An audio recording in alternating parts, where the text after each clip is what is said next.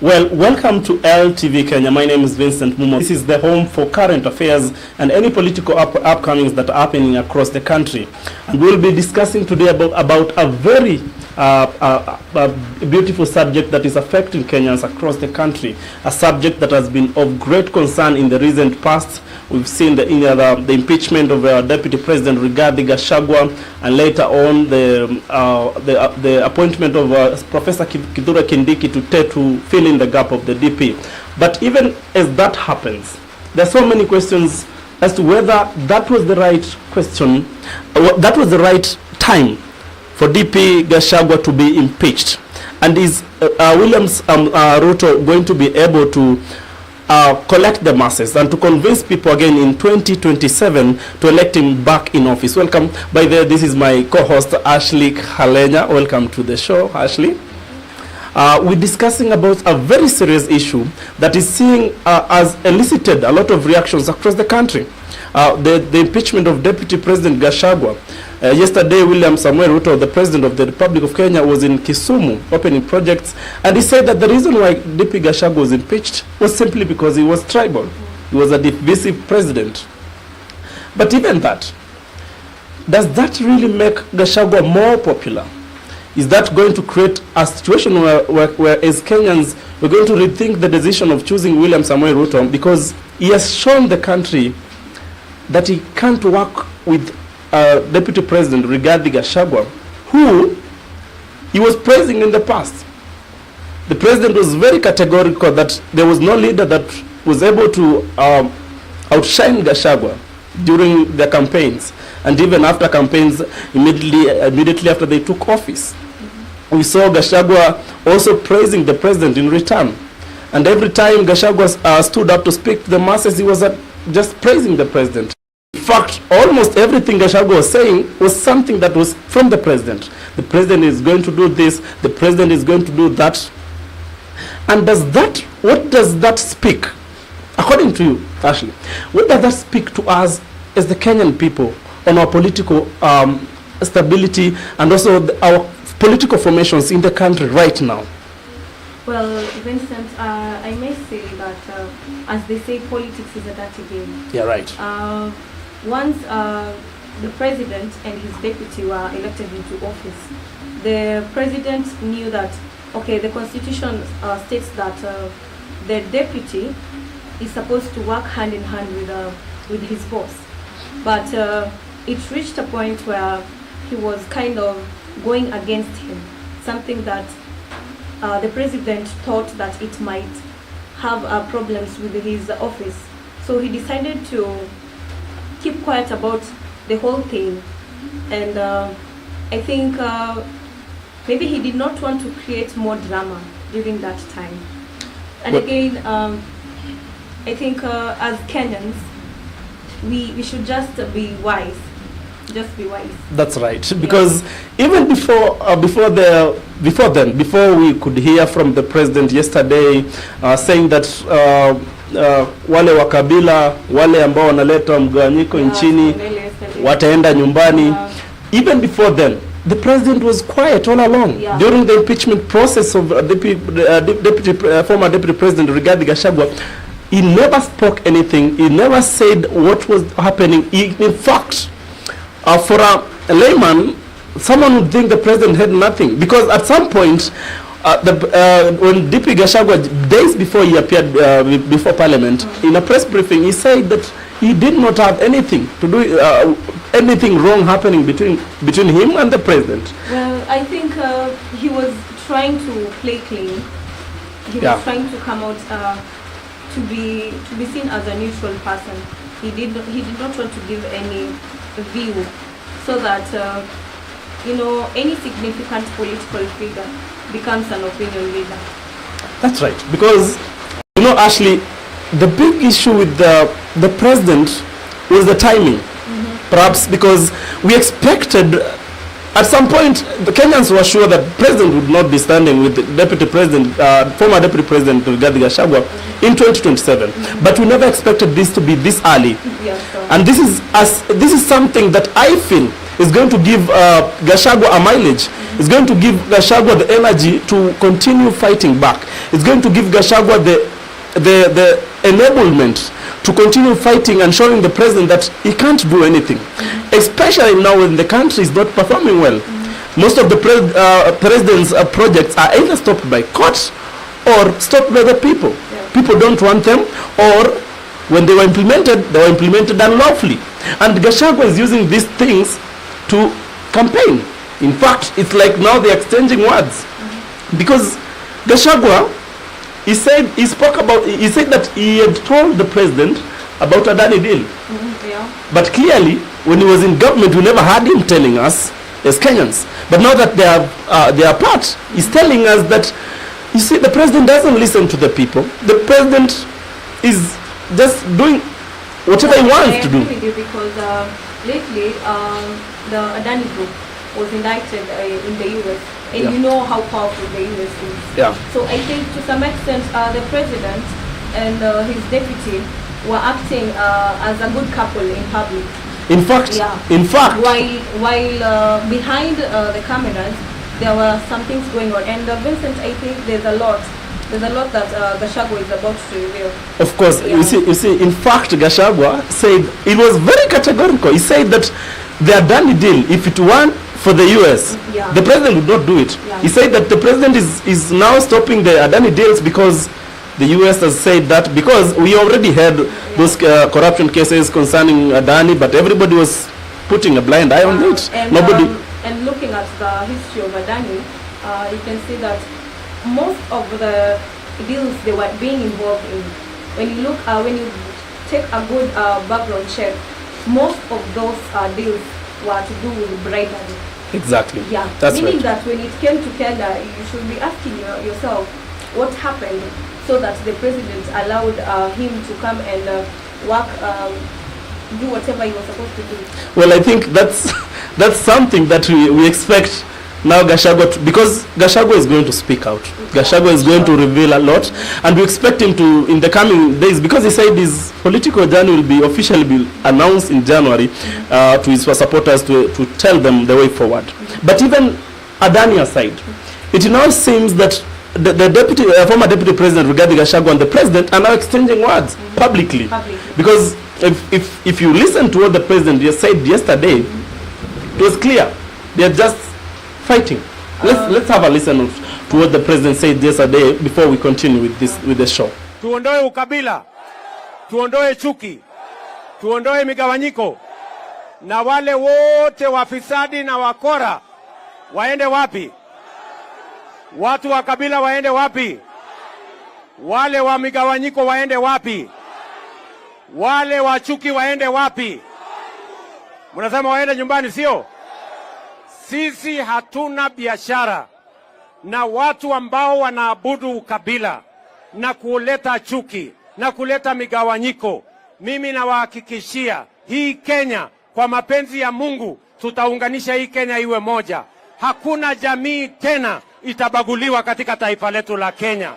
Hakuna sehemu tena itabaguliwa katika taifa letu la Kenya, kwa sababu Kenya ni moja na sisi ni ndugu moja wa taifa moja, taifa la Kenya. Ama mnasemaje Kisumu? Tuendelee namna hiyo? Tuunganishe namna hiyo? Ati mnasemaje?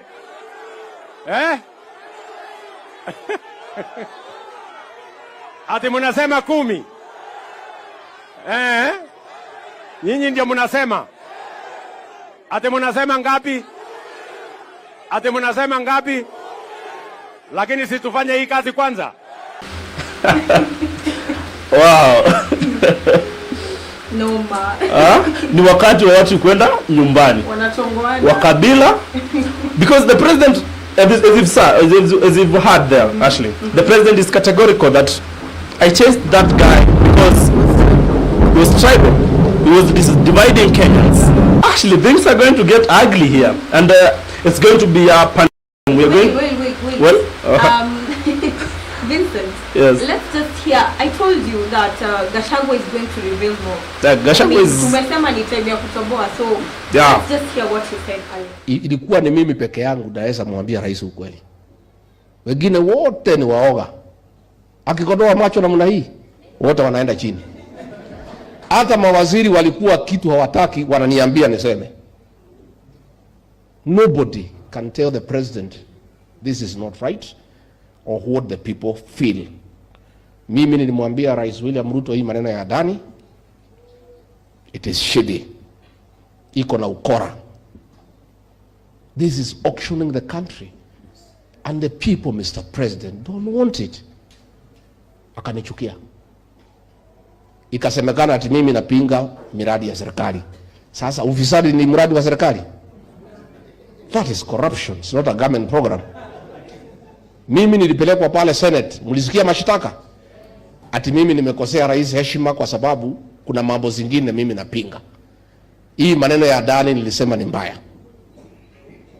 Hata saa hii president amesema ni mbaya. Hakukuwa na haja ya kumpigia makofi kwa sababu haikutoka kwa roho yake. Hiyo ilikuwa ni maneno ya Amerika.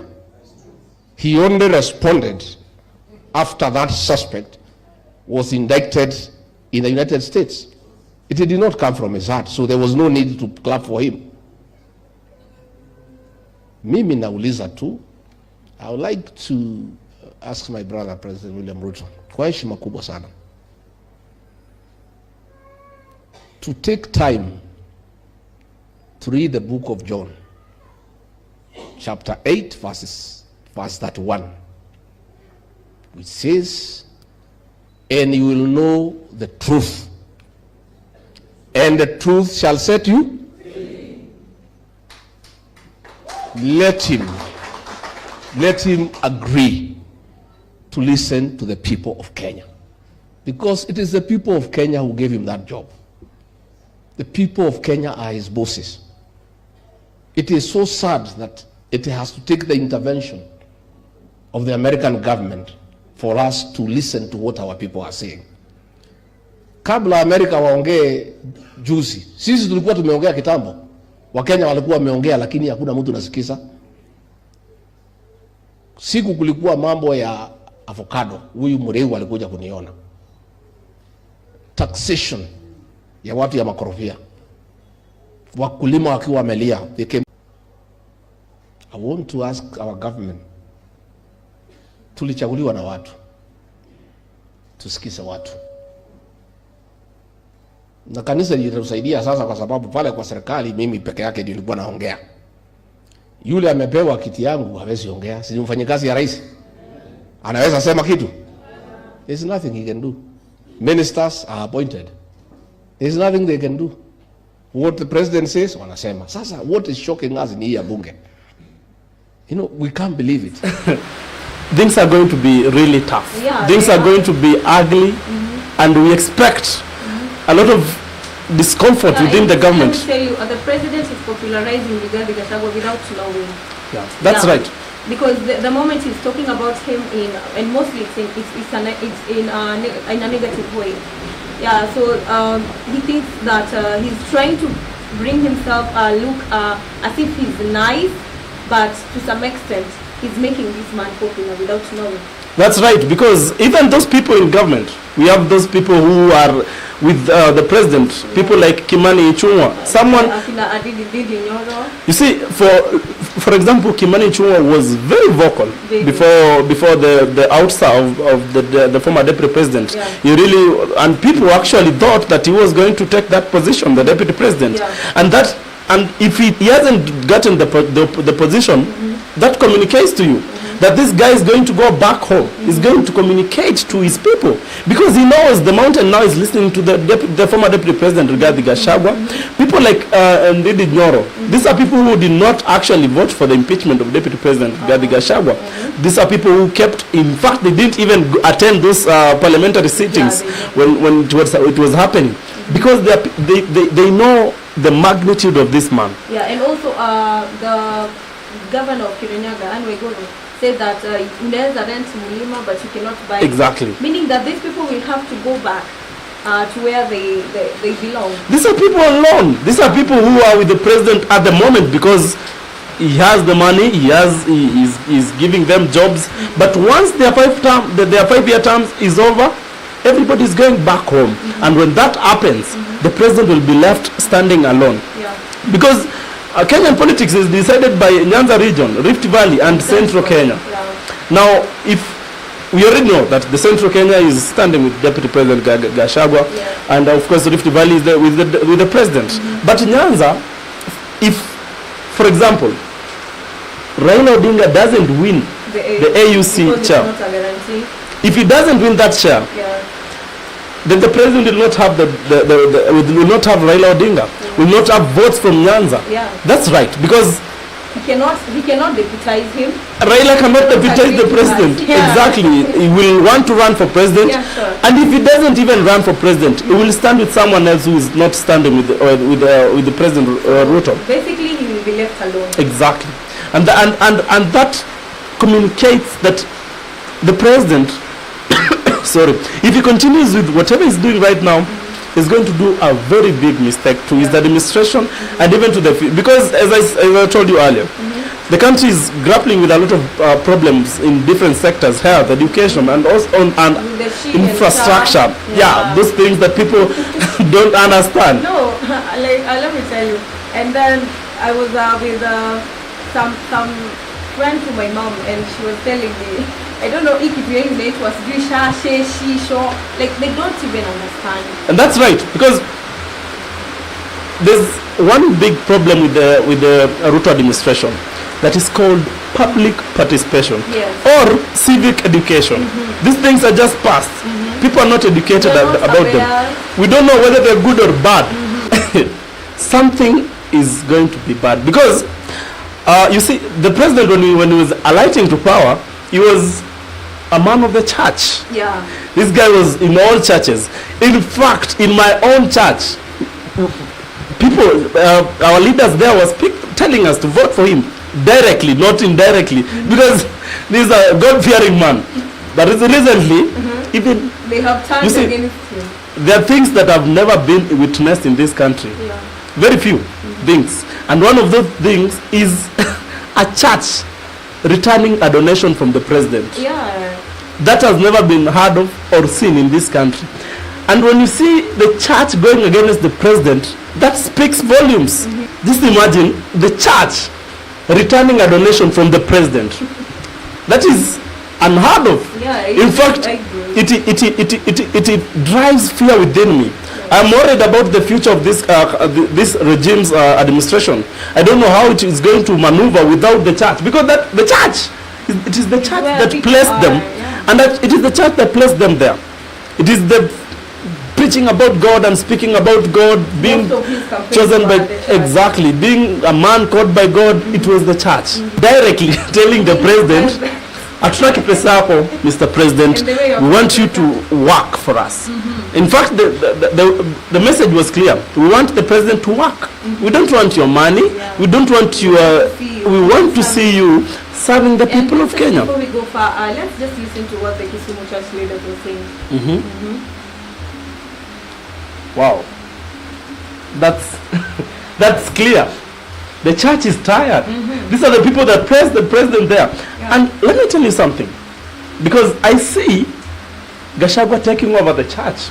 I see Gachagua now becoming the voice Because in the he's a church. truthful man. Because the church believes in truthful men, and Gachagua has publicly pronounced himself to be the truthful man. And right now in Kenya, he's the only known truthful man in the country. He So says things the way they are. exactly, the man doesn't fear, the man doesn't care about his reputation. He just speaks, and that is something that will make. And you see, he's been in churches since he was impeached. Every Sunday is in a different church, and Even he there was a says time when they are there with the former president Uhuru Kenyatta, exactly. and he was just there. I mean, Now that you've mentioned that former president Uhuru Kenyatta, you see, when Uhuru Kenyatta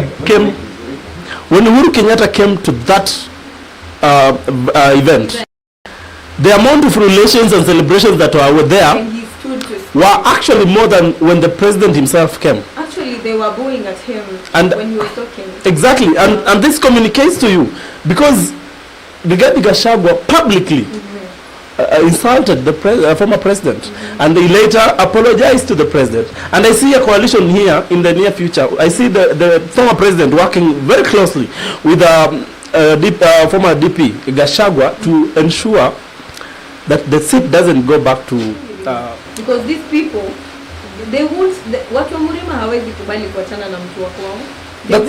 That's right, because you see the former deputy president Rigathi Gachagua is saying that is the only person who can speak the truth to the president freely. Yeah. He said that every other CS there is controlled. Yeah.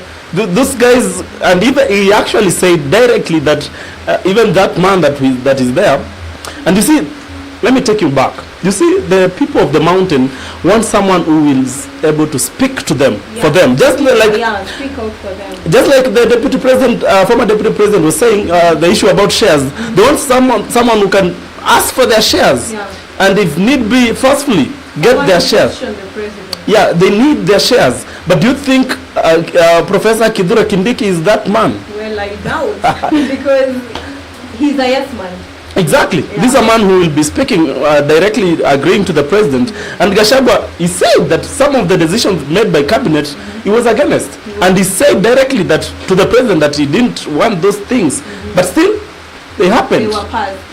That communicates that the mountain is going to surprise us with a coalition that, just like the deputy president says, a coalition that has never been seen before. He actually said, it is a coalition that will make the 202 coalition look like a joke. And if we joke, we will witness this president being the first president to be there in power, to reign for one term.